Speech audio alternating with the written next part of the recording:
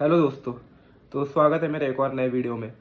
तो आज मैं आपको बताऊंगा मतलब मेरा पर्सनल एक्सपीरियंस कि मैंने कैसे अपना 38 kg वेट लूज़ किया।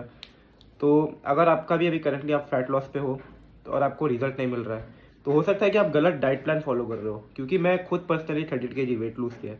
तो आज मैं आपसे इसी चीज़ के बारे में बात करने वाला हूँ और आपको मेथड्स भी बताने वाला हूँ कि क्या क्या फॉलो करना चाहिए। इनफैक्ट एक डाइट प्लान भी दे दूंगा। तो सबसे पहला चीज़ मतलब जो फैट लॉस में अगर आपको आते ही करना है, जो मैंने पर्सनली खुद किया था, मैं अपनी सबसे पहले मैं कैलोरी डेफिसिट में गया था।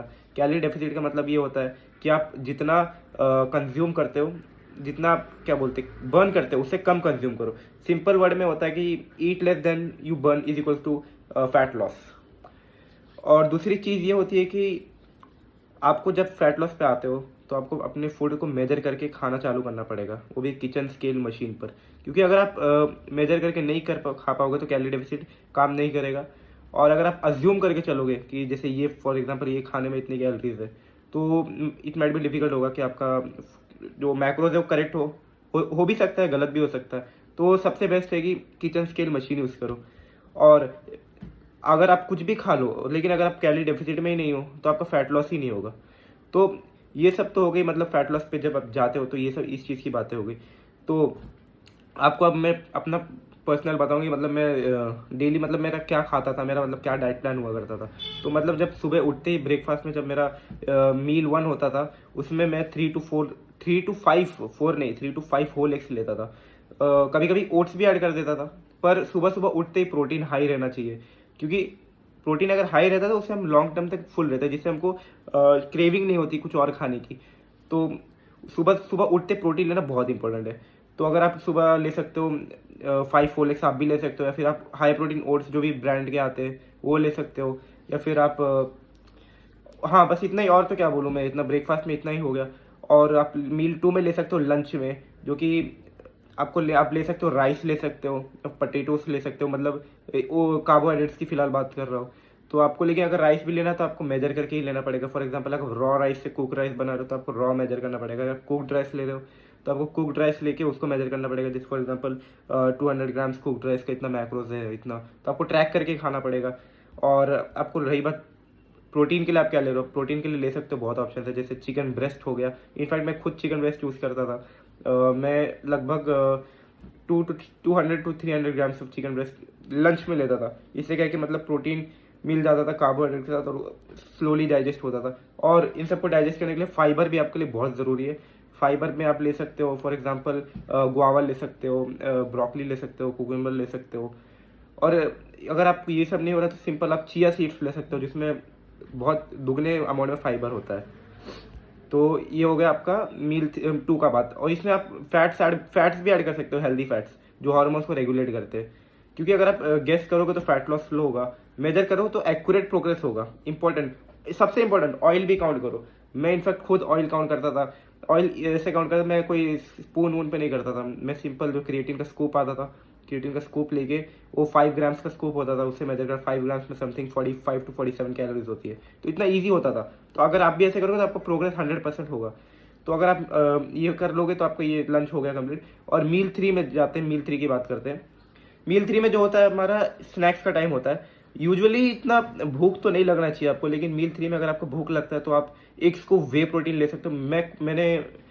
मैं तो वैसे कम ही लेता था इवनिंग स्नैक्स में, पर अगर मेरे को भूख जब लगती थी मैं इवनिंग स्नैक्स में एक स्कूप वे प्रोटीन ले लेता था।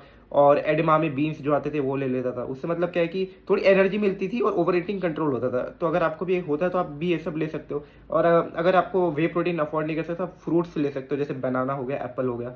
और सिंपल रखो, जंक अवॉइड करो, इतना कुछ रखो मत जंक इवनिंग स्नैक्स में। और आपका दिन का लास्ट मील जो होता है डिनर, जो सबसे इंपॉर्टेंट होता है, उसको आप रखो सबसे लाइट। आप उसमें रख सकते हो रोटी रख सकते हो, या फिर पनीर रख सकते हो।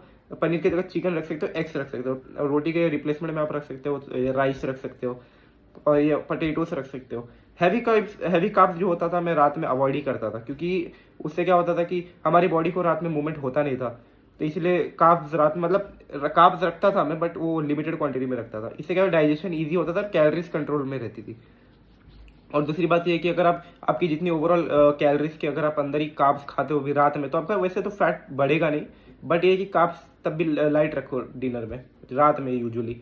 और दूसरी लास्ट इंपॉर्टेंट थिंग, मतलब इतना प्रोटीन अगर इतना कंज्यूम करते हो तो डेली 3 से 4 लीटर पानी पियो, और कोल्ड ड्रिंक्स अवॉइड करो, और रैंडम क्या बोलते हैं चीटिंग होती है, जैसे आप कुछ भी पी लेते हो उसको भी अवॉइड कर दो। सबसे इंपॉर्टेंट होता है कंसिस्टेंसी, बस ये आप मेंटेन करके रखोगे तो आपका फैट लॉस खुद होगा। जैसे मैंने खुद अपना ये जो बताया मेरे सब मेरा एक्सपीरियंस का था जो मैंने यूज़ किया, और जो मिस्टेक्स में अवॉइड किया था फैट लॉस के टाइम पे, सबसे इंपॉर्टेंट मिस्टेक होता है वो, उसको आप अवॉइड करो। मैं मिस्टेक ये अवॉइड किया था, क्रैश डाइट मैंने बिल्कुल नहीं की।